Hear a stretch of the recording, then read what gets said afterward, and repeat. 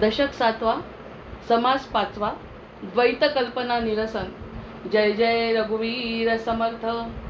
सदा सर्वदा योग तुझा घडावा, तुझे कारणी देह माझा पडावा. उपेक्षू नको गुणवंता अनंता, रघुनायका मागणे हेची आता. हनुमंतांची कुळवल्ली राममंडपा वेला गेली, श्रीराम भक्तीने फळली. रामदास बोले या नामे, शुका सारिखे पूर्ण वैराग्य जाचे. वसिष्ठा परिज्ञान योगेश्वराचे, कवी वाल्मिका सारिखा मान्य ऐसा. नमस्कार माझा सद्गुरु रामदासा, जयाचा जगी जन्म नामार्थ झाला. जयाने सदा वास नामात केला, जयाच्या मुखी सर्वदा नाम कीर्ती. नमस्कार त्या ब्रह्म चैतन्य मूर्ती, नेत्राने गुरुराज मूर्ती आपुली. मी जे धवा पाहिली, तू विष्णू शिव तूच दैवत मला. तू तात तू माऊली, झाला भाव मनात या मग करू कोणास पाचारण. प्रल्हादा गुरुराज या नित तुम्हा, माझे असो वंदन. ऋषिकल्पम रामभक्तं गुरुयज्ञेश्वराभिधं, चतुर्वेदेश्वर प्राणं प्रणमामि पुनः पुनः. जय जय रघुवीर समर्थ.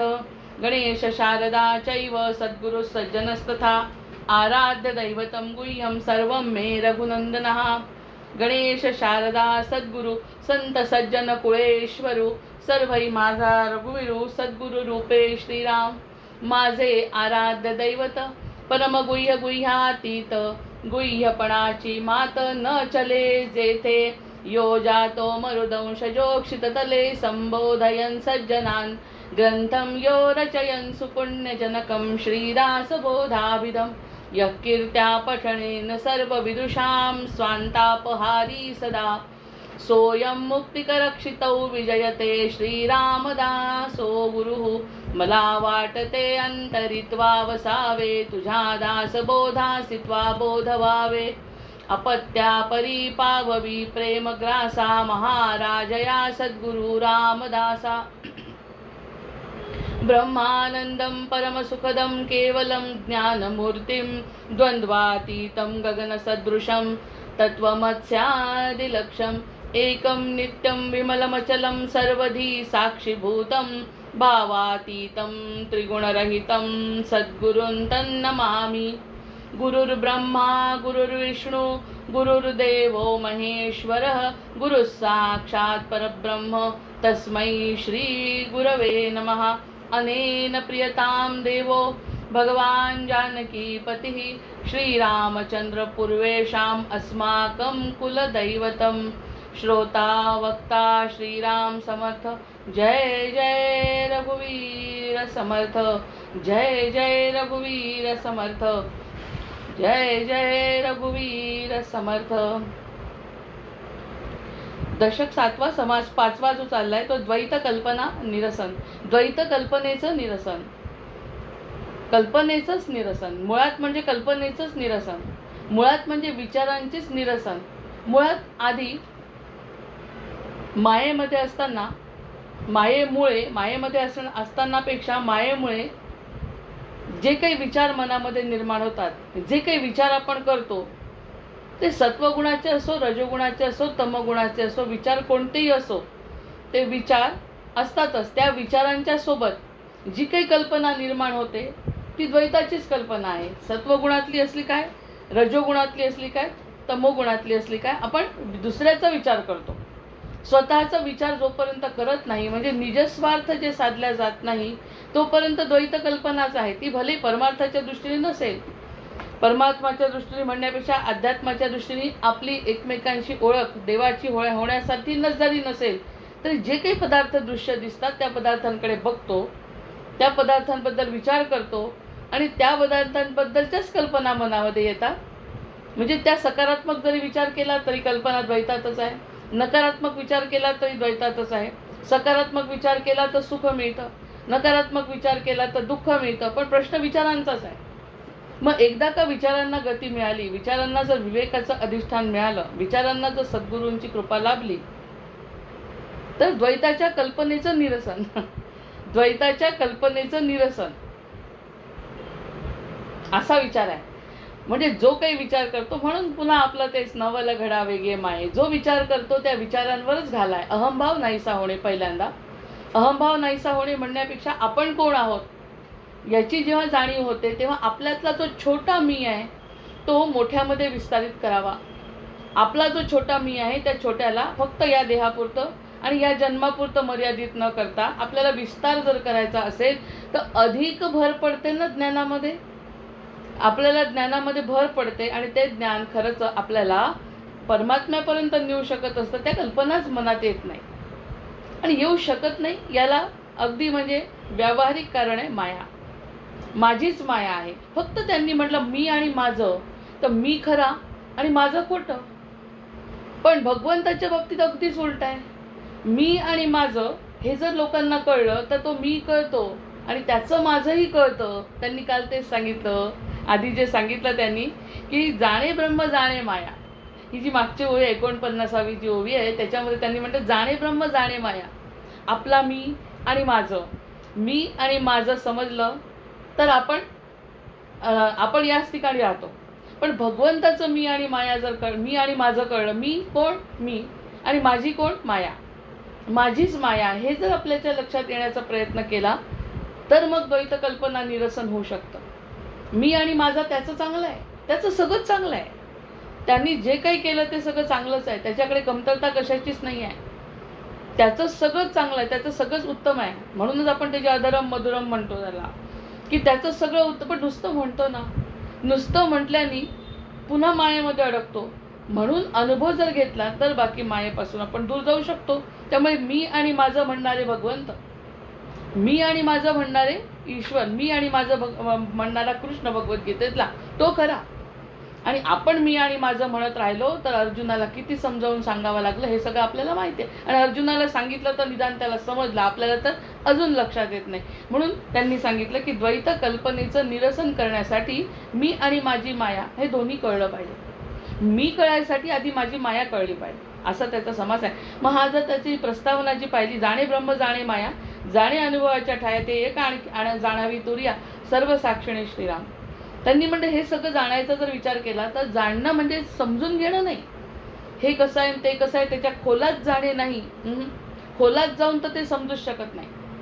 त्याला जर पकडायचा प्रयत्न केला, कृष्णाला उखळायला बांधण्याची जी लीला आहे ती पकडायचा प्रयत्न केला तर तो सापडत नाही.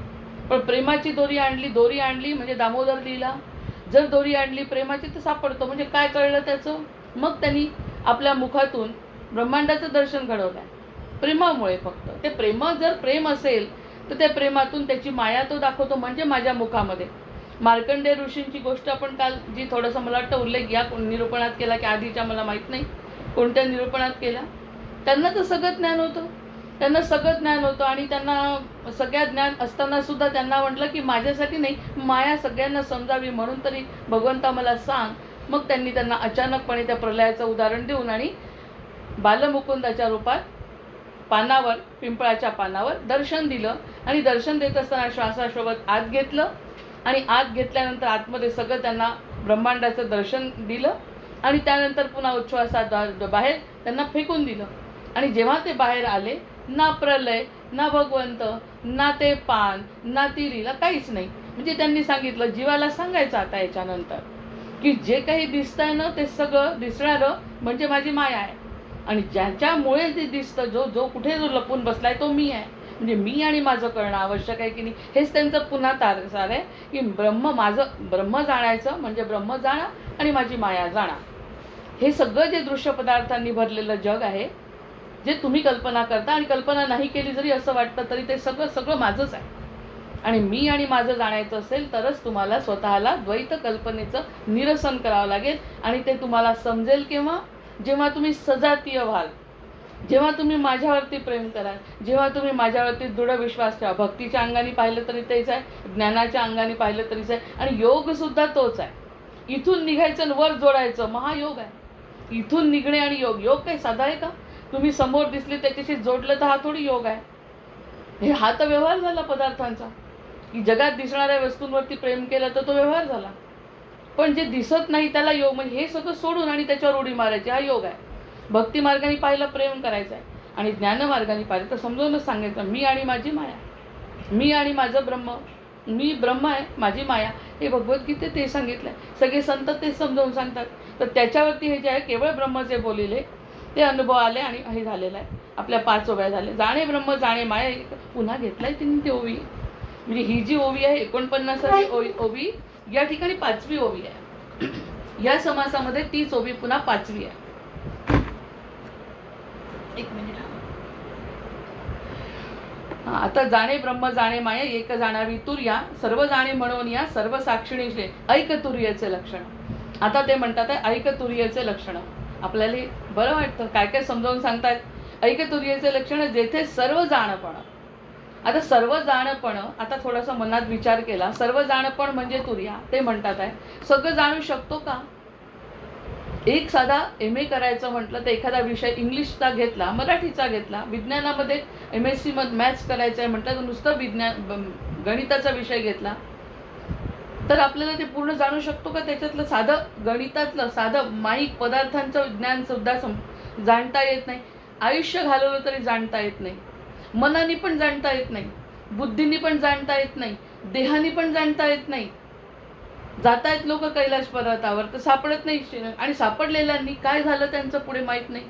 मिठाच्या बाहुलीनी जेव्हा म्हटलं की मला समुद्राशी भेटायचं आहे, माझ्या वडिलांशी मला भेटायचं आहे असं जेव्हा त्यांनी म्हटलं, ती गेली बिचारी. दोन्ही बहिणी जुळ्या, एक बहीण काठावर राहिली आणि एक आतमध्ये गेली. उडीच मारली तिने दणकन, आणि उडी मारल्याबरोबर झालं काय, तिचं काय झालं हिला काय कळलं, दुसरीला तिचं काय झालं हे आपण कल्पना करतोय फक्त की ती मिसळली.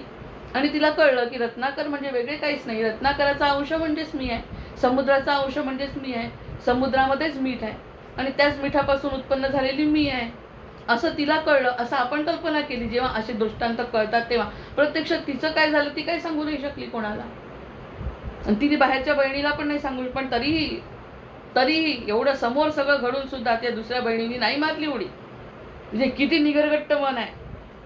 कळतंय की आपल्या बहिणीचं काय झालं, आपली बहीण मिरगळली असा कल्पना त्या बाहुलीने केला नाही. आणि हिनी जो विचार केला, मला देवघरात ठेवलं, काही दिवसांनी माझी मान तुटली म्हणून मला तिथून उचललं आणि मग समोरच्या खोलीत आणलं, तिथे माझा पाय तुटला, तिथून मला उचललं. सारखं तुटतंच आहे माझं सगळं काही. हे तुटणं आणि अपूर्ण पण बघण्यापेक्षा पूर्ण वडिलांकडे जाऊन भेटूया असं म्हणून दोघी बहिणींनी एकमेकींशी संवाद केला. आणि संवाद केल्यानंतर हे गुरु शिष्य नाही, आता 2 शिष्य, एक सुरुची एक अरुची, दोघांनी संवाद केला. ती म्हणाली काय करायचंय ग, काय करायचंय. पण ती म्हणाली नाही मला करायचंय, माझ्या जीवनाचं ध्येय मला कळलंय आणि त्यामुळे मला आता माझे वडील बघायचे.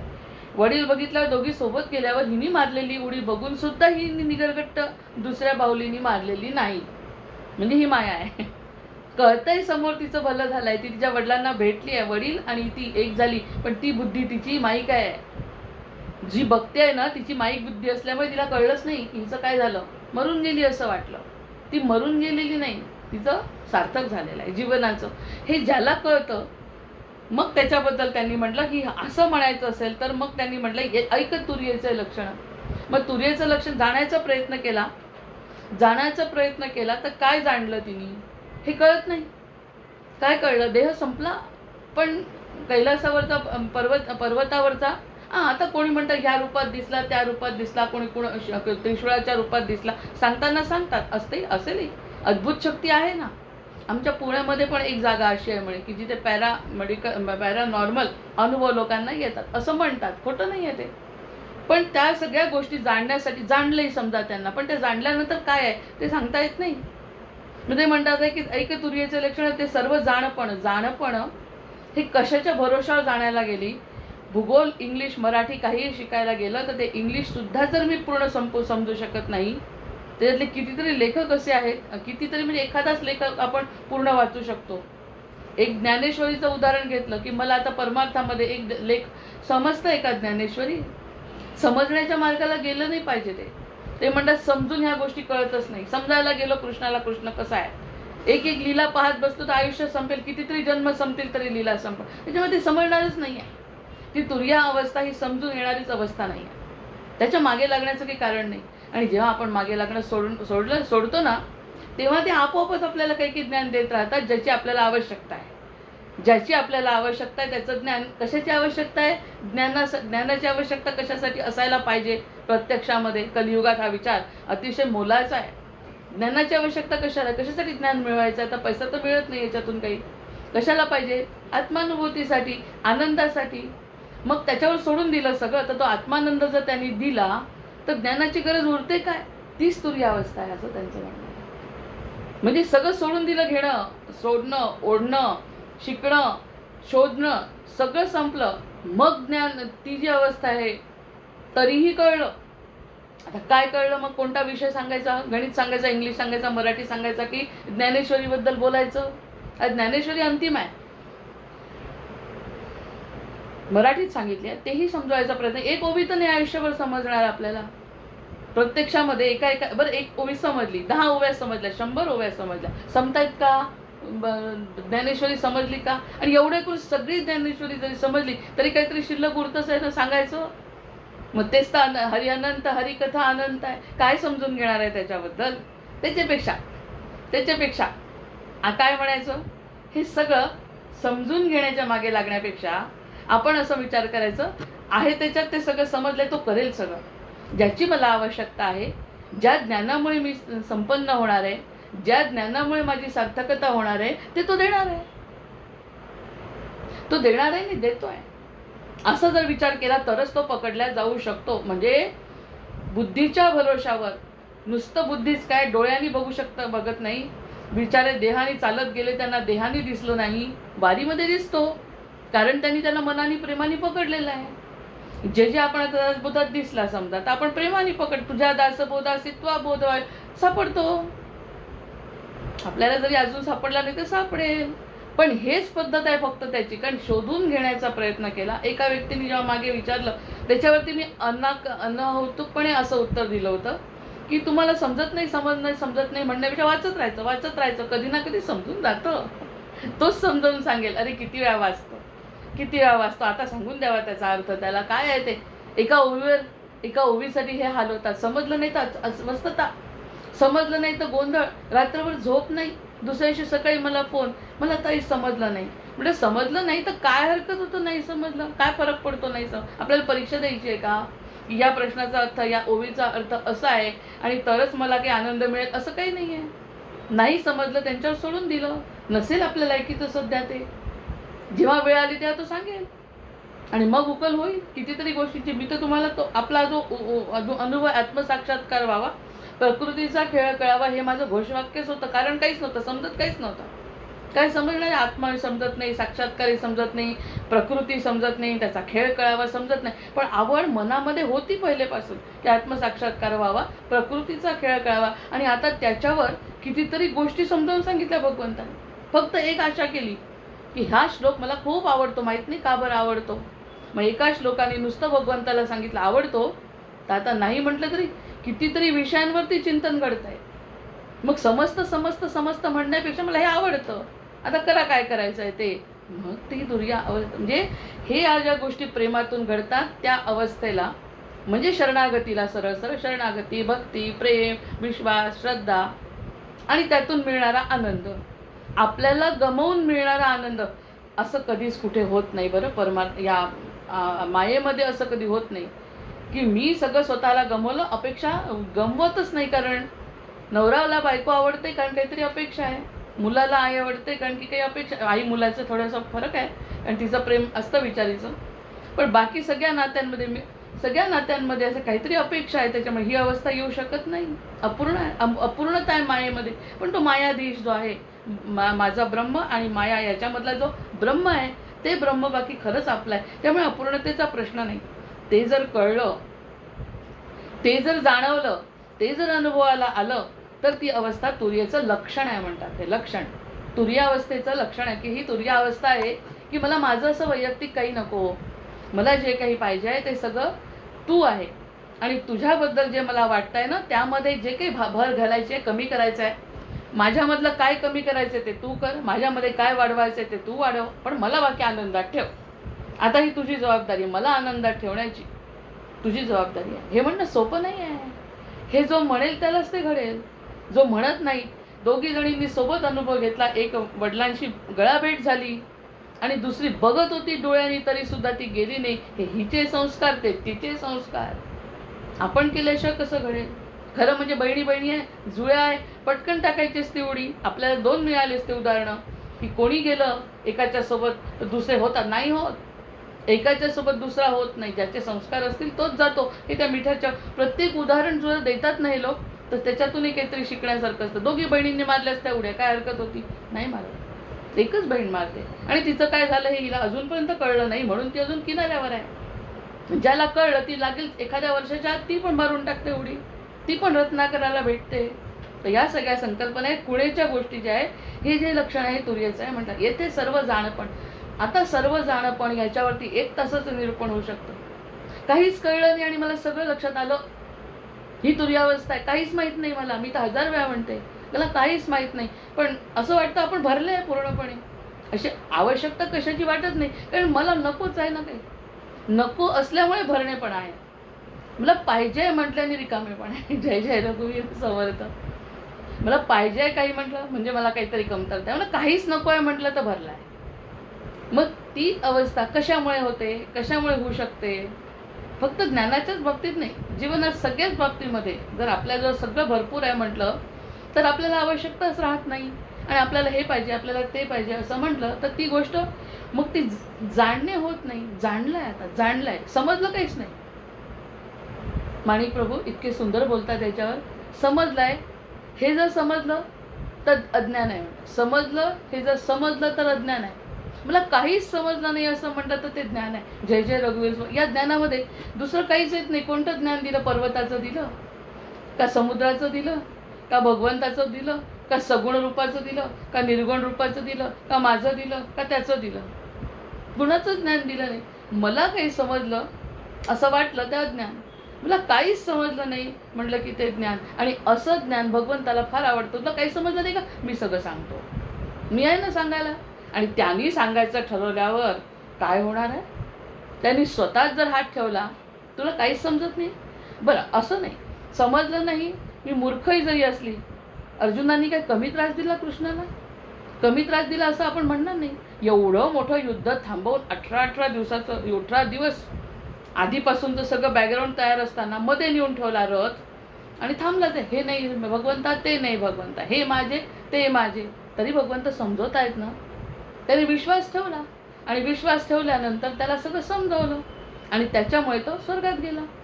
आता या सगळ्या गोष्टी तो म्हणतो आहे, ते म्हणतात आहे की तुला समजत नाही ना, तू फक्त मला सांग, मला समजत नाही.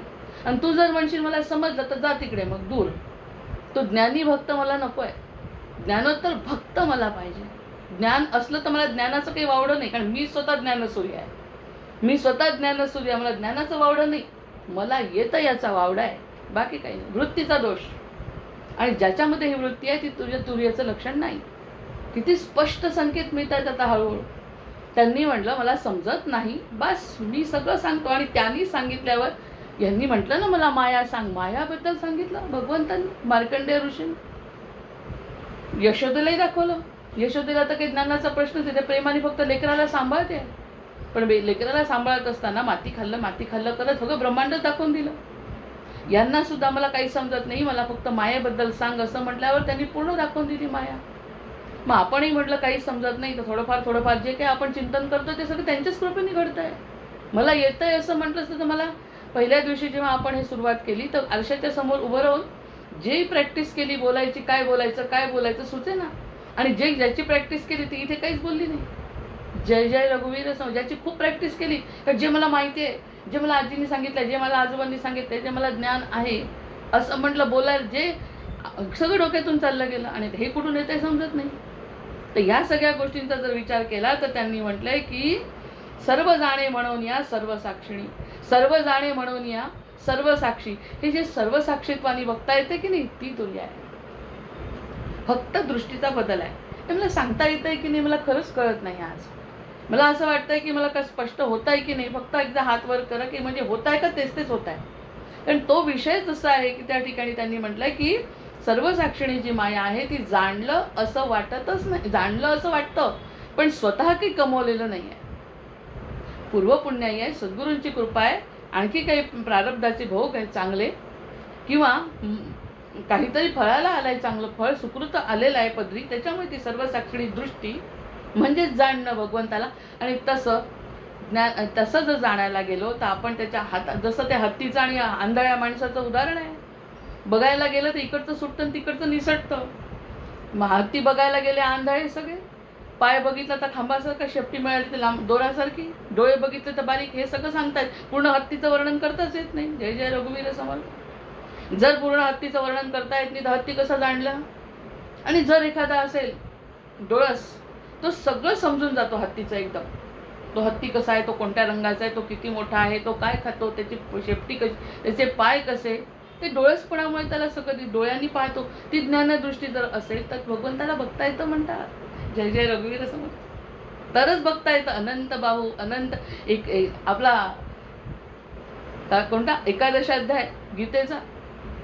मग ते डोळे, तो कसा, त्याच्या जीवा किती आनंद आहे. मराठीतला अध्याय तर इतका सुंदर आहे त्यांचा, सुगीतेचा. तसं जाणता येतं जर तुमची इच्छा असेल तसं, तर त्याच्यासोबत विश्वरूपाचं दर्शन घडतं. मग वैयक्तिकरित्या जाणण्याचा प्रयत्न केला तर अथर्वशीर्ष म्हणा की काही म्हणा, त्याची उपासना करा, पुनश्चरण करा, पुन्हा शेवटी जाऊन म्हणतात माझ्या हातात काहीच राहिलं नाही. याचं कारण मी केलं याची जे अहंकार होतो, ती अहंबुद्धी भगवंताला खपत नाही. बाकी आईला खपते, भगवंताला खपत नाही. भगवंत म्हणतो ते सोडलं तर मी तुला माझं सगळं देतो, अन्यथा तू तुझ्या त्याच ज्ञानावरती पुढे जाऊन सरकू शकत नाही. बस ही सर्व साक्षणी. ऐक तुर्याचे लक्षण, येथे सर्व जाणपण, सर्वची नाही कवण. जाणेल गा, सगळं जाणेल असं होऊ नाही शकत. ह्याच्यावरती विश्वास ठेवला पाहिजे. सगळं जाणेल असं मी होऊ नाही शकत, पण सर्व जाणेल असं होऊ शकत नाही. पण जर विश्वास ठेवला तर सगळं तो जाणू शकतो. आणि असे आपण योग वसिष्ठामध्ये त्याची सांगितलं त्याप्रमाणे रामाला समजावून सांगितलं वसिष्ठांनी की असा जो ज्ञानी पुरुष आहे, तो ज्ञानी पुरुष अनंत कोटी ब्रह्मांडाचा सृष्टीकर्ता आणि सांभाळणारा आणि लयकर्ता होतो. जय जय रघुवीर समर्थ. त्याला सगळं समजतं, रे मीच निर्माण केलं, मीच सांभाळतोय आणि मीच लय करतो. रामा, हे लक्षात घे. आणि रामांना सांगणं म्हणजे परब्रह्माचं स्वरूप आहे हे त्यांना जाणीव आहे, म्हणून वसिष्ठ ऋषींचं त्यांना कळलं. आपल्याला जर आपल्या मूळ रूपाची जाणीव झाली की आपण कोण आहे, तर आपले गुरु काय म्हणतात ते समजेल, अन्यथा समजणार नाही. सरळ आहे.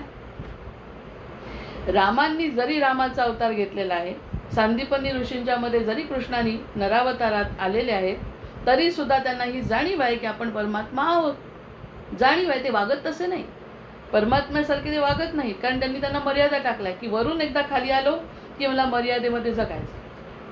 आमचा जन्म झाला, आम्ही अवतार घेतला म्हणजे या मर्यादा आम्हाला आहेत. पण याचा अर्थ ते विसरले नाही आहेत की मी कोण आहे. ते जर विसरले नाहीत म्हणून ते जेव्हा वसिष्ठांच्या समोर बसतात, पटकन समजतं त्यांना काय आहे ते. कारण हेच मला अपेक्षित आहे म्हणतात. सांगा, गुरूंच्या तोंडून सांगा. मी ऐकलं, गुरूंनी सांगितलं आणि ऐकणारा कृतकृत्य झाला. ह्या सगळ्या गोष्टी जेव्हा एखादा व्यक्ती करतो, जेव्हा मला जाणीव होईल, जेव्हा एखाद्या भक्ताला जाणीव होईल मी कोण आहे. जसं रामांना परमात्मा स्वरूपाची जाणीव सतत असल्यामुळे, कृष्णाला सतत असल्यामुळे, साधू संतांना सतत असल्यामुळे की आपण कोण आहोत, प्रत्यक्षात देह म्हणजे मी नाही याची जाणीव असल्यामुळे जेव्हा सद्गुरू काही सांगतात त्यांना पटकन पटते. आणि आपल्याला असं कसं शक्य आहे, असं थोडी असतं. असं म्हटलं की ते त्या ठिकाणी अडचणी निर्माण होतात. मग त्यांनी म्हटलं की तो जाणेल ज्यांनी आत्मस्वरूपाला ओळखलं. म्हणजे आपल्यालाच म्हणतात आहे ते. आत्मस्वरूपाला जर ओळखलं तर तो मला जाणतो. म्हणजे तो आणि मी वेगळा नाहीच आहे असं त्यांना सांगायचं. म्हणजे द्वैत कल्पना निरसन, द्वैताच्या कल्पनेचं निरसन करायची इच्छा की जे द्वैत समजतो तू मी वेगळा आहे तो वेगळा आहे, ते तसं नसून त्याचं जर निरसन झालं तर तो जाणेल. आणि जाणतात, जाणत होते, जाणत आहेत, जाणणार आहे. जसे भगवंत होते, भगवंत आहेत आणि भगवंत राहणार आहे. मी होतो, मी आहे आणि राहणार आहे. मग हा संबंध तुटणार नाही आहे. हा संबंध तुटला म्हणून मर्यादा आली. हा जो संबंध त्याचा माझा संबंध नाही, थोड्या वेळ तुटू द्यायचा. थोड्या वेळ जे मना व्यवहार करत असताना सतत थोडी काही समोरून त्यांनी सांगितलं हत्ती आला आणि हा हल्लाच नाही जागचा. ब्रह्माचा अर्थच कळत नाही लोकांना. समोरून हत्ती आला तर म्हणजे तोही ब्रह्मा आहे. आणि मी पण ब्रह्म आहे. काय फरक पडतो म्हणे ब्रह्माने ब्रह्मावरती हल्ला केला तर, आणि खरंच ब्रह्माने ब्रह्मावर हल्ला केला आणि हा मरून गेला. ब्रह्माचं ज्ञान असून काय फायदा झाला. ते म्हणे असा अर्थ लावला तर तुला कधीच मी कळणार नाही. सगळ्या याच्यात आहे म्हणजे तू तुझं कर्तव्य सोडून कसं चालेल. हत्ती अंगावर येतोय, तू बाजूला होणे तुझं कर्तव्य आहे. मग तुझं बाजूला झाला नाही तर ते ब्रह्मन हे ब्रह्म करत तू पुनरपी जननमच्या गटांगळ्या खातोय. नाही, लक्षात घे. त्यामुळे या सगळ्या गोष्टींचा जेव्हा किती किती बोलण्यासारख्या गोष्टी म्हणजे थांबतच नाही, संपूच शकत नाही त्या गोष्टी. संकल्प विकल्पाची सृष्टी, ही सृष्टी संकल्प विकल्पाची परब्रह्म संकल्प विकल्पाचं नाही. तो सत्यसंकल्प आहे. सत्यसंकल्पाचा दाता श्रीराम आहे. तो सोडून बाकी सगळी सत्यसंकल्पाची सृष्टी आहे. खरं म्हणजे आपल्याला किती प्राऊड फील व्हायला पाहिजे. इतकं अभिमानाने हृदय भरून आलं पाहिजे की मी त्याचा आहे, बाकी कोणाचाच नाही. आणि कोणाचा जो आहे तो तात्पुरता संबंध आहे. जो त्याचा आहे तो त्याचं माझे सगळे प्रॉब्लेम सॉल्व्ह करू शकतो. तो मला सगळं आनंदाचं सुख तो शाश्वत सुख देऊ शकतो. इतकी मोठी संधी भगवंतांनी दिली आहे. मग ते म्हणतात संकल्प विकल्पाची ही जी सृष्टी, हा माझा होता, हा माझा आहे, हा माझा राहणार आहे, ही संकल्प आहे. हा जो संकल्प आहे, देहरूपाने कोणीच कोणाच्या सोबत राहू शकत नाही. मनाने तर आपण अजूनही आपले गेलेले पूर्वजही आपल्यासोबत आहेत. नाव घेतलं तरी आपल्याला आठवतं आपले पूर्वज. मनाची संकल्पाची सृष्टी आहे ती सुद्धा खरी नाही. मनाने आपण कोणाचे असायला पाहिजे. योग आहे हा योग साधायला आग्रह करता येते की कशामध्ये मन रमवून ते येणार आहेत का वापस. आणि खरंच जर ते आले, ज्यांना मनाने आपण सांभाळतोय ते जर आले भूत रूपाने, तर आपण घेऊ का त्यांना घरात. त्यामुळे ते सगळे संकल्पाच्या गोष्टी सोडून द्या गेले ते. आणि पुढे काय होणार आहे त्याची चिंता सुद्धा करायला मी आहे समर्थ. चांगलं आणि वाईट त्याच्या कर्माने होणार आहे. असं जेव्हा मनाला पटवत जेव्हा जाऊ, तेव्हा ही संकल्प विकल्पाची फक्त सृष्टी आहे समजा. हे दिसतंय सगळं जग माझ्या संदर्भातलं, ते सगळं संकल्प विकल्पाचं आहे. किती आनंद होत होता शिक्षण घेतलं तेव्हा. शिक्षण घेतल्यानंतर मी असा पैसा मिळवणार म्हणजे मिळवणार, आणि खरंच लागली सुद्धा नोकरी. मनासारखंही घडतं. समर्थांनी एका याच्यात दासबोधात पुढे म्हटलंही आहे, उत्तम संसार काय असू शकतो तो सुद्धा असू शकतो बरेच जणांचा. लागली नोकरी, नंतर काही दिवसांनी असं वाटलं नोकरीत काही अर्थ नाही, आपण घरी काही क्लासेस घेऊ. तेही करून पण त्याच्यातही दंडन 10-15 वर्ष घालवले, खूप पैसे मिळवले. असं वाटतं त्याच्यातही काही अर्थ नाही. काही दिवसांनी हे सुरू करावं वाटलं. हे सुरू केलं, हे संकल्पच आहेत सगळे मनाचे. हे सुरू केल्यानंतर आता काही दिवसांनी असं वाटेल नुसतं या चर्चेपेक्षा काहीतरी याच्यातून वेगळं मिळवू बा. म्हणजे ते पण हे सुद्धा संकल्पच झाला.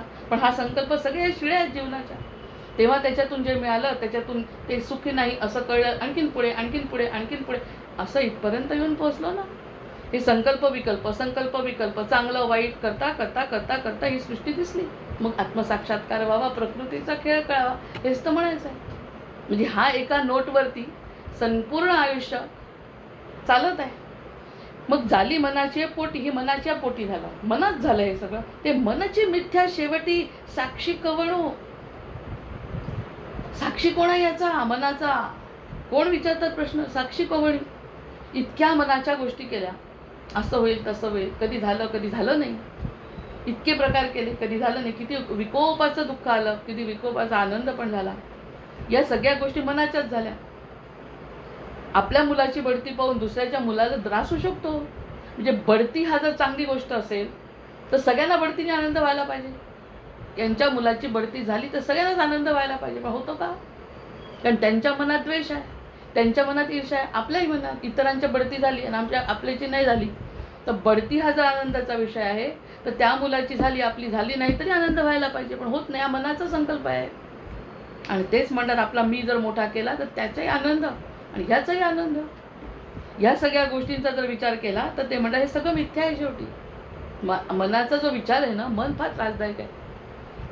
मन खूप वाईट आहे, सगळ्यात वाईट मन आहे. पण मनाचे श्लोक म्हणून समर्थांनी मनालाच काबूत घेतलेलं आहे. काबूमध्ये घेण्याचं कारणच ते आहे की 5 श्लोक रोज म्हणा आणि त्या श्लोकातून माझ्यावरती विश्वास ठेवून मनाला काबूत. कारण मन मिथ्या आहे, मन चुकीच्या गोष्टींकडे धावते, मन इंद्रियांना सुद्धा चुकीकडे नेते. कधी कधी इंद्रिय म्हणतातही मला हे नाही इच्छा, पण मनाला खूप इच्छा असते. इंद्रिय म्हणतात की आज हे गुलाबजाम खाण्याने डायबिटीस होऊ शकतो, पण मन म्हणते काय होतं खाल्लं तर. म्हणजे सगळ्यात भयंकर कोणती गोष्ट असेल तर मन आहे. आणि त्याच मनाला समर्थ म्हणतात की तू ह्या सगळ्या गोष्टीतून माझ्याकडे लाव. अनेकदा का मना सज्जना भक्ती पंथेची जावे, तरी श्रीहरी पाविजे तो स्वभावे. जनी निंद्यते सर्व सोडून द्यावे, जनी वंद्यते सर्व भावे करावे. जय जय रघुवीर समर्थ. जेव्हा समर्थांनी सुरुवातीला सांगितलं जनी निंद्यते सर्व सोडून द्यावे, आणि आपण जनी निंद्यतेच सगळं करतो. आपल्याला खूप वाटतं की आपण खूप चांगलं करतोय, माघारी कोणी चांगलं म्हणत नाही. आपलं मनच आपल्याला चुकीच्या गोष्टी सांगत असतं. आपलं मनच साक्ष देतं की तुझं चुकलंय, तरी हे मन पुन्हा पुन्हा करायला लावतं. चांगलंही करायला इच्छा असते मनाला बरेचदा. आता लागलाय जरा मार्गी, आता जरा म्हणजे परमार्थाकडे दृष्टी तरी वळली कमीत कमी, तरी मन आता सज्जन झाल्यासारखं वाटत आहे. अजून त्याला कंट्रोल करणं म्हणजे फारच मोठे कठीण काम आहे. कितीतरी वेळा पुन्हा पुन्हा ते मागे वळतं. या सगळ्या गोष्टींपासून दूर म्हणून त्यांनी म्हटलंय की संकल्प विकल्पाची सृष्टी झाली मनाची पोटी, ते मनची मिथ्या शेवटी साक्षी साक्षी कवड. कोण आहे साक्षीदार याचा? या मनाचा साक्षीदार कोण? मीच. माझ्या मनात काय चाललंय कोणाला काय कळतंय? त्याचं साक्षीदार इतर कसे असतील? माझ्यामध्ये चांगलंही असेल, अरे कितीतरी वेळा असं होतं, असं नाही आहे तुम्ही अशा दृष्टीने म्हटलं, अरे तशा दृष्टीने नाही म्हटलं. मग आता असं वाटायला लागलं की सरळ समर्थांना साक्षी ठेवायचं प्रत्येक वेळी. पण समर्थ मी तुमच्याकडे बघून बोलली, कोण काय अर्थ काढेल त्याचा ते तुम्ही बघून घ्या असं म्हटलं. मेडिएटर जर समर्थांना ठेवलं तर शब्दांना किंमत येते, नाही म्हटलं तरी शब्दांना किंमत येते, वाणीला किंमत येते. जी आत्तापर्यंत वाणीला किंमत नाही, त्यांच्या चरणी अर्पण केला. एक तर मुळात दोन गोष्टी घडतात, खोटं बोलतच नाही आणि बोललोय ते सांभाळून घेतात. तर या सगळ्या गोष्टींचा जर विचार केला तर ही साक्षीदार आपला झाला, आपण आपल्या गोष्टींचे साक्षीदार जर झाले तर हे सगळं खोटं आहे म्हटल्यावर आपण आपल्या चांगल्याचा साक्षीदार हो, आणि आपणच आपला साक्षीदार झाल्यानंतर आपली मुक्ती आपल्याच हातात आहे. आज जर शांत वाटत असेल चांगल्या गोष्टी करून तर ती मुक्तीच आहे. द्वैत कल्पनेचं निरसन आहे. या ठिकाणी माझ्या मनात काय कल्पना येते? माझ्या मनामध्ये कल्पना येते की हे सगळे मनाचे खेळ आहे. मनाचे खेळ आहेत ना, मग ही जी कल्पना आली मनामध्ये, तर मनाच्या खेळांना आवरण घालणे. हे दुसरं कोणी किती सांगितलं, कशाला सद्गुरूंनी जरी सांगितलं तरी ऐकत नाही, प्रत्यक्ष सद्गुरूंनी जरी सांगितलं तरी ऐकत नाही. माझ्या मनाने जर ठरवलं तर मी सद्गुरूंचंही ऐकते. म्हणजे शेवटी थोडासा रोल मनाचा आपलाच आहे. त्यांची कृपा आहेच, त्यांची कृपा झाल्याशिवाय मन वळत नाही. पण मलाही ठरवावं लागते या सगळ्या गोष्टींना सोडून आणि फक्त तुमचं ऐकणार. हो बा, आता दुसरं काही करणार नाही, तुम्ही सांगाल तसं वागेल, तुमच्याशी बोलीन. कोणी मला खोटं म्हटलं ना तरी मी तुम्हाला सांगेन, तुम्ही त्याचं काय करायचं ते करा, मी त्याच्या मागे काही लागत नाही. आता ह्या सगळ्या सर्व साक्षीत्वानी जर आनंद मिळाला आणि ते जर करत असतील आपल्यासाठी, हिचं चुकलं नाही सांगायला माझं तोंड जर कामात नसेल पडत आणि त्यांची वाणी कामात येत असेल तर मी आनंदात झोपते ना रात्री. त्यांच्या वाणीने जर कोणाला कळलं हे खूप चांगलं आहे बरं, सगळं हिचं चांगलं चाललंय, खोटं नाही, ते वाटते तुम्हाला खोटं पण प्रत्यक्षात खोटं नाही आहे, असं जर समर्थांनी त्यांना पटवलं तर माझी झोप. ब्रह्मानंदम परमसुखदम केवलम ज्ञानमूर्तीम द्वंद्वातीतम गगनसदृशम तत्वमस्यादिलक्षम. हे काम करणारे सद्गुरू जर असतील आपले. एक उदाहरण एकदा मागे पण आपण दिलं होतं. एका व्यक्तीला म्हणे 500 रुपये द्यायची इच्छा होते. 500 रुपये कोणाला तरी गरज आहे म्हणून द्यायची आहे. तर ते म्हणे किती देणार? एकदाच देणार ना, किती देणार? वर्षभरही दिले 500 रुपये महिना तरी जर नसेल पुरत, गरज जास्त आहे लोकांना असं जर असेल तर फक्त 500 काम होऊ शकतं. सतत देण्याची सुद्धा गरज पडत नाही. 500 म्हणजे एक अमाऊंट छोटी सांगितली, 1 रुपया म्हणू आपण. 500 हा अर्धवट आकडा होतो. 1 रुपया कोणाला तरी द्यायचा आहे आणि त्या 1 रुपयात काय होणार आहे त्याचं? प्रत्यक्षात देऊन पहा 1 रुपया कोणाला, त्याचं काहीच त्याचं काहीच चांगलं होत नाही. आणि तोच सन्मानाने आणि मनापासून हृदयपूर्वक भगवंताला अर्पण केला, या देवळात नाही बरं, मनातल्या मनात. देवळात दिला तर सगळं त्याचं माती होते. पण हे जे आणि त्यांचे काय जे प्रकार आहे ते त्यांना भगवंताची लाठी बसणार आहे. पण असा जर 1 रुपया भगवंताला म्हटलं, भगवंता माझी खूप चांगलं काहीतरी करायची इच्छा आहे, ते तू कर बरं, तर भगवंत एकाचे 1000 करून कितीतरी लोकांना मदत करतो म्हणे. त्यांच्याकडे काही कारभार असा नाही आहे, भ्रष्टाचार वगैरे नाही आहे. 1 रुपये दिला मनानेच, आणि मनाने 1 रुपया दिला, 500 रुपये दिले, 1000 रुपये दिले, त्या 1000चे अजून त्याचे स्वतःचे टाकून कितीतरी लोकांना. फक्त तू इच्छा तर दाखव, इच्छा दाखव, मला अर्पण कर, मी त्या 1000चे 1000 करतो. आणि त्याची जबाबदारी मी घेतो. याचं अगदी कोतं उदाहरण पण आपल्याजवळ माझ्याजवळ आहे. एका व्यक्तीने तिरुपतीला द्यायचं म्हणे सगळं. तिरुपतीला दिलं. हे वरवरचे विचार नाही बरं, की तिरुपतीला दान द्या वगैरे हा विचार नाही. पण त्या बाईनी ठरवलं की आपल्याला तिरुपतीला काहीतरी द्यायचं आहे आणि देतच असतात तिथे गेल्यावर, असं आपली संकल्पना आहे. 2,500 रुपये देईन म्हणे दर महिन्याला. 2,500 रुपये देईन म्हणे, कारण की माझं खूप आहे, 40,000 रुपये पेन्शन आहे, मी 1,000 रुपये देईन म्हणाले. आणि जाताना हुंडीच्या जवळून गेलो तरी पैसे काढायलाच तयार नाही. म्हटलं तूच म्हटलं ना 2,500 रुपये देते, काढणं पैसे. मी तर म्हटलं नाही, त्याच्यामुळे मी काही टाकत नाही. पण तू म्हटलं ना टाकत नाही, जाऊ दे म्हणे. 2,500 नाही, आपण पुढे जाऊन ती एक बाई बसली आहे ना, तिला 5 रुपये. असं करून तिने एकही रुपया दिला नाही. 1 रुपये इतक्या हुंड्या लागल्या, इतकं हे झालं. म्हटलं बोलते कशाला, आम्हाला काही तुझ्या मनातलं कळत नाही. देते काय म्हणे, द्यायचं म्हणजे नाटक करायचं मी इतकं पैसे देणार आहे. दिलं एकही रुपया नाही शेवटी. आणि शेवटी निघायच्या वेळी गाडीमध्ये पर्स मारली तिची 5,000ची. 5,000 रुपये होते त्याच्यात. म्हणजे भगवंतानी डबल करून काढून घेतलं तुझ्या. जय जय रघुवीर. हे अनुभव आहेत स्वतःचे, छोटे छोटे का असे ना. पण जर त्याला खोटं बोललेलं चालत नाही. आणि जर ती साधिका असेल तर तिला ते करायला नको आहे. द्यायचंच नाही एकटं. आणि द्यायचं असेल मनापासून तर पूर्ण द्यायचं. त्याचं ते काय करतील तो त्यांचा प्रारब्धाचा भाग आहे. म्हणून आपण द्यायचं नाही हा आमचा निर्णय आहे. द्यायचा असेल तर त्यांच्या प्रारब्धाचा भाग आहे. इतकं स्पष्टता असली तर कोणता त्रास होणार आहे, होऊच शकत नाही कशाचा त्रास. म्हणून त्यांनी म्हटलं साक्षी कोण आहे, तो आणि मी. तो साक्षी देणार होती, दिले नाही, मग मला तो त्रास देईल, कारण त्याची काठी पडेल मला. का तो देणार होती, दिले नाही, असं होईल. आणि मी मनापासून देते त्या दिले, 1000 पटीने वाढवून 1000 लोकांना तो देईल. अर्जुनाचं कर्णाचं उदाहरण तेच आहे ना. भगवंतांनी सांगितलं दे, अर्जुन बसला तिथे जाऊन दगडावर आणि न्या करत स्वतःकडे क्रेडिट घे. आणि कर्णाने घरीच बसला, न्या म्हणे किती न्यायचं आहे. मग असं आपण जर भगवंताला सांगितलं मला की नाही इतके इतके पैसे द्यायची गरज, मला कोणाला तरी मदत.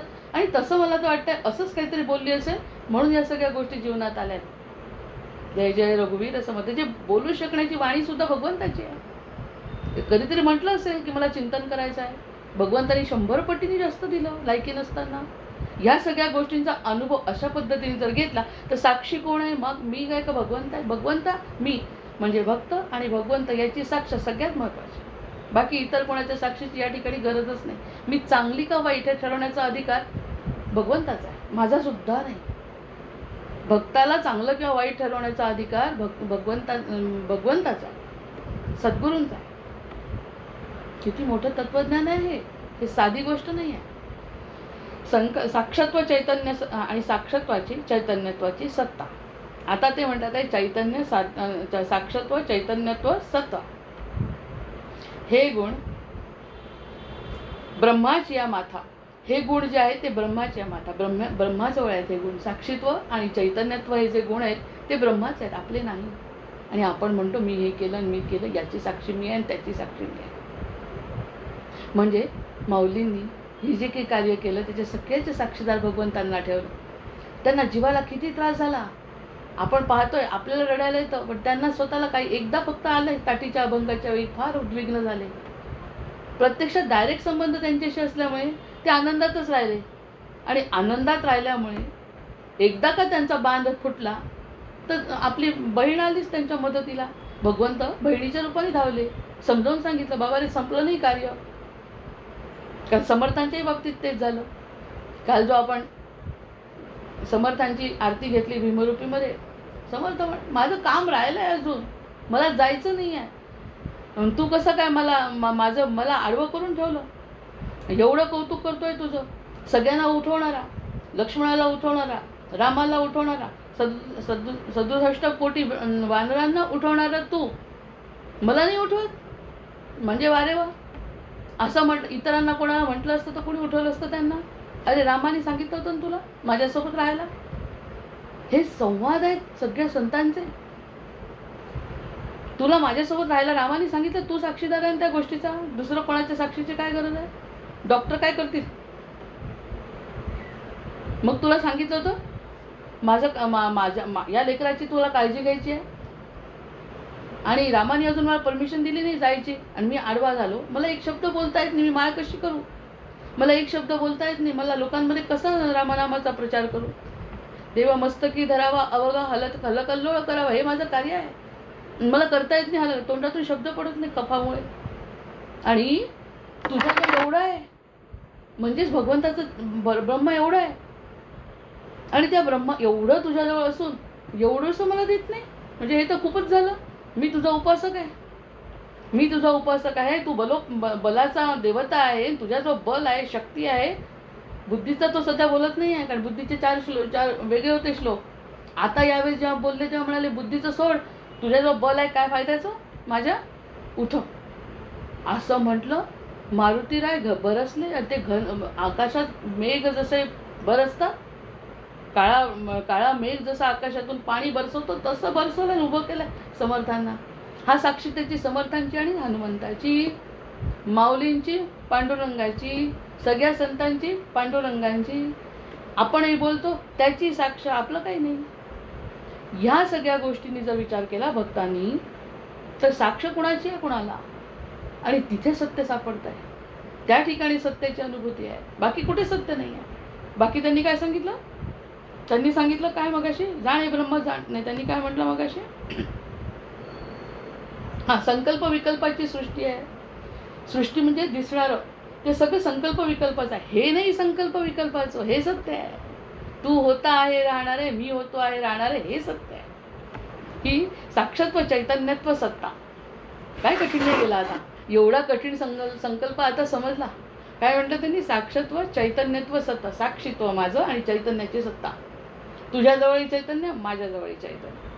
ते चैतन्य आहे तोपर्यंत मी तुझा आहे. देहाचं काय करायचं आहे, संबंध देहाचा नाही, पण देहाचा संबंध याकरता आहे की तू सत्तेच्या रूपाने माझ्यामध्ये आहे, उठव मला. आणि उठवलाय. बरं, त्यांचा अनुभव पण आपण मानणार नाही असं होणारच नाही. आता हे जे आपण चर्चा करतोय ते सगळे मानणारेच लोक आहेत, न मानणाऱ्यांचा प्रश्नच नाही या ठिकाणी. आणि तसा एक एक अनुभव घेत राहतात लोक. आपल्या घराण्यामधले कितीतरी लोकांनी हा अनुभव घेतलेला आहे. जेव्हा गरज पडली तेव्हा भगवंत धावलाय. 1 रुपया दिलं तर 1000 रुपयांनी त्यांनी मदत केलेली आहे. मग ह्या सगळ्या मदतीच्या गोष्टी कितीदा दिला बोल त्यांनीच हात, नको डगमगू ते स्वामी देतील साथ. आता हे आपल्या सांसारिक बाजूने म्हणजे ते सुद्धा भजन असं खालचं वाटतं की सांसारिक बाजू कितीतरी वेळा आपल्याला मदत केल्यानंतर काय करू शकत होतो आपण. मग हे गुण ब्रह्माच्या माथ्यात. त्याच्यामुळे हे जे गुण आहेत ना, हे सगळे ब्रह्माच्या माथी आहेत. ब्रह्माजवळ आहेत ते गुण, हे ब्रह्माचे गुण आहेत सगळे. ब्रह्माचे गुण म्हणजे ह्याच्या व्यतिरिक्त सृष्टीमध्ये जे दिसतंय ते सृष्टी आहे, जे दिसत नाही ती ब्रह्माची सत्ता आहे. जे आताचे आपले संबंध लावले संतांनी भगवंतांशी किंवा सद्गुरूंशी किंवा त्यांच्या आराध्याशी जे संबंध लावले, ती बाकी सत्य सत्ता आहे. ते ब्रह्माची माथा.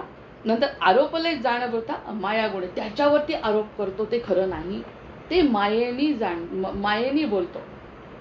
म्हणजे सरळ सरळ ते सत्य आहे माना, त्याच्या व्यतिरिक्त दुसरं सत्य काही नाही आहे. त्याच्यावर जर आरोप केला गेला, त्यांनी तर केलं नाही, ते तर असं आहे, ते तर दोष भगवंताला जो देतो ते माया आहे.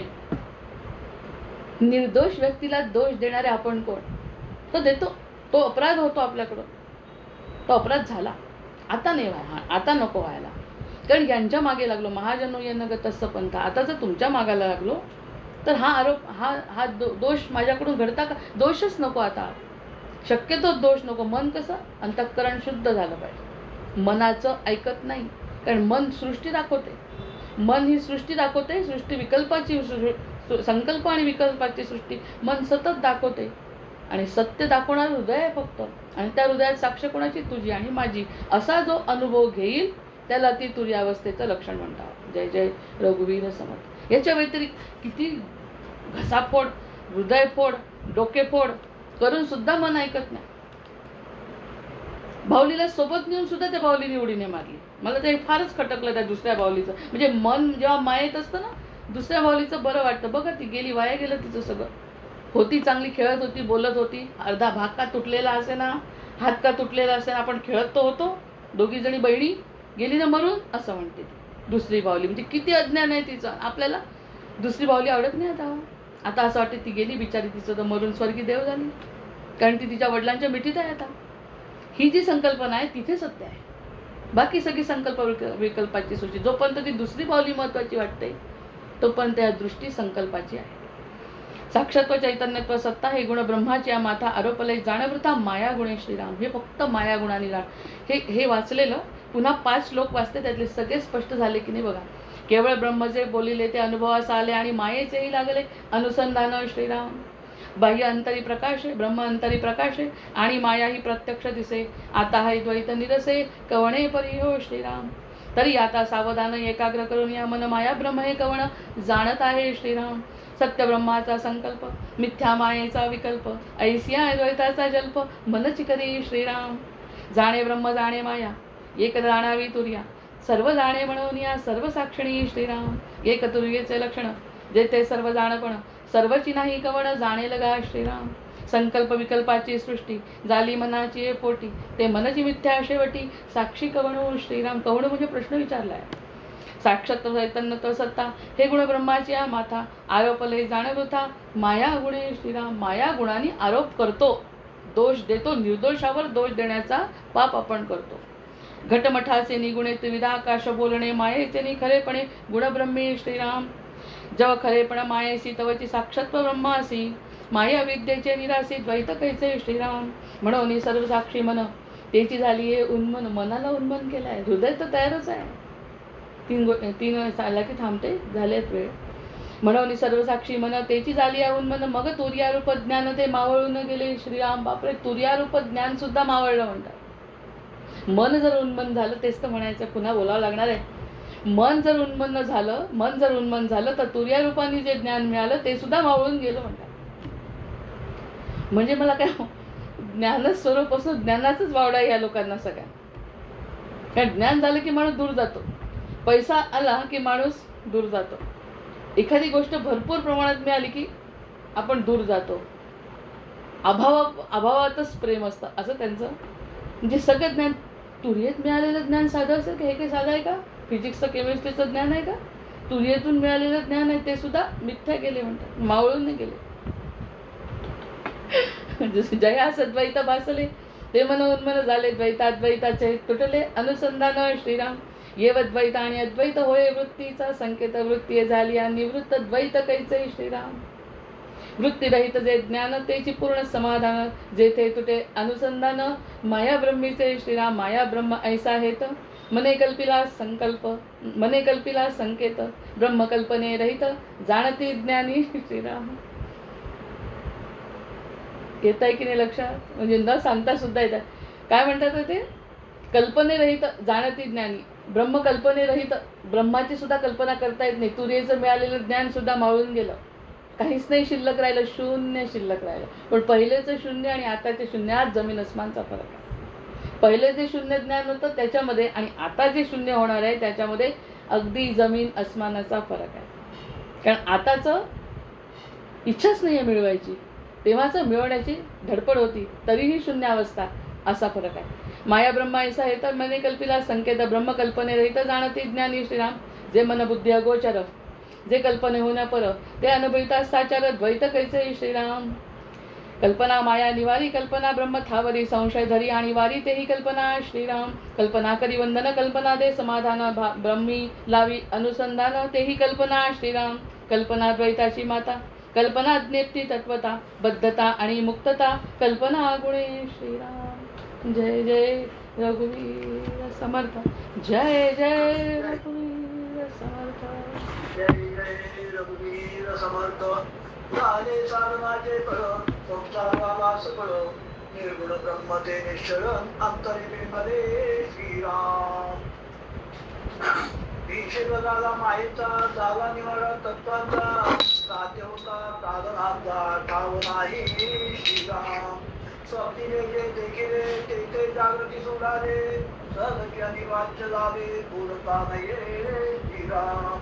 ऐसे विवेकी जाणारे प्रत्येक बाणाले जन्म मृत्यूच्या मागे शून्याकारू श्रीराम.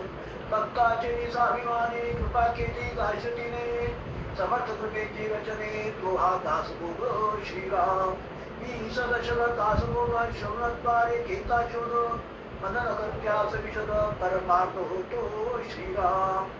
विशेष विशेष समास साधके पावे साहुराज विवर्ता विशेष विशेष करू लागे श्रीराम. ग्रंथाचे ग्रावे स्तवनाचे काय प्रयोजन येथे प्रत्ययास कारण प्रत्ययो पावा श्रीराम. ते तव पाहता तुकाचा करता आत्मा देतेचा आणि कवित्व प्रकार मनुष्याचा कशावरुने श्रीराम. सकळ करणे जगदीशाचे आणि कवित्व काय मनुष्याचे ऐशा अप्रमाण बोलण्याचे काय घ्यावे श्रीराम. सकळ तेजाचा झाला तेला तत्व समुदाय उडाला तेथे तुम्या पदार्थाला आपले म्हणावे श्रीरामा. ऐशी विचारांची कामे उगेच भ्रमो हे भ्रमे जगदेश्वरे अनुक्रमे श्रीराम. जय जय रघुवीर समर्थ. जय जय रघुवीर समर्थ. जय जय रघुवीर समर्थ. जय श्रीकृष्ण. वंदे देवं विष्णुमशेषस्थितिहेतुं त्वामध्यात्मज्ञानविरन्तरहृदि भव्यं हेयाहे यद्वन्द्वविहीनं परमेकं सत्तामात्रं सर्वरदुष्टं ऋषिरूप. प्राणापानौ निश्चयबुद्ध्यादिरुद्ध्वा चित्वा सर्वसंशयबन्धं विषयोगान् पश्यन्ति शम्यं गतमोहायतयस्थं वन्दे रामं रत्नकिरीटं रविभासम्.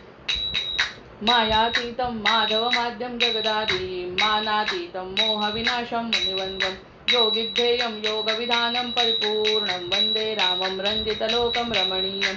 भावाभावप्रत्ययहीनं भवमुक्तै योगासक्तिरर्चितपादाम्बुजयुग्मं नित्यं शुद्धं बुद्धिमनन्तं प्रणवाख्यं वन्दे रामं वीरमशेषासुरधावं.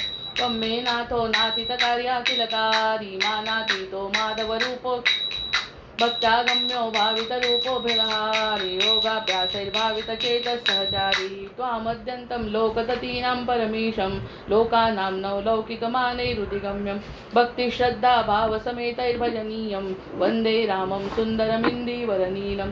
को वा ज्ञातुं त्वामतिमानं गतमानं मानासक्तो माधवशक्तो वृन्दारण्ये वन्दितवृन्दाकरवृन्दं वन्दे रामं भवमुखवन्दं सुखकन्दं नानाशास्त्रैर्वेदकदम्बैर्प्रतिपाद्यं नित्यानन्दं निर्विषयज्ञानमनादि मत्सेवाचं मानुषभावं प्रतिपन्नं वन्दे रामं मरकतवर्णं मथुरेशं. श्रद्धायुक्तो यः पठति मम स्तवमाद्यं ब्राह्मं ब्रह्मज्ञानविधानं भुविमर्त्यं रामं श्यामं कामिदकामप्रदमीशं ध्यात्वा पातकजालैर्विगतस्यात् सीताकान्तस्य स्मरण. जय जय राम महारुद्र हनुमान की जय. जय जय रघुवीर समर्थ. भर्जनं भवबीजानामर्जनं सुखसम्पदां तर्जनं यमदूतानां राम रामेति गर्जनम्. आवाहनं न जानामि तवार्चन पूजां चैव न जानामि क्षम्यतां परमेश्वर क्षम्यतां परमेश्वर क्षम्यतां परमेश्वर. जय जय रघुवीर समर्थ.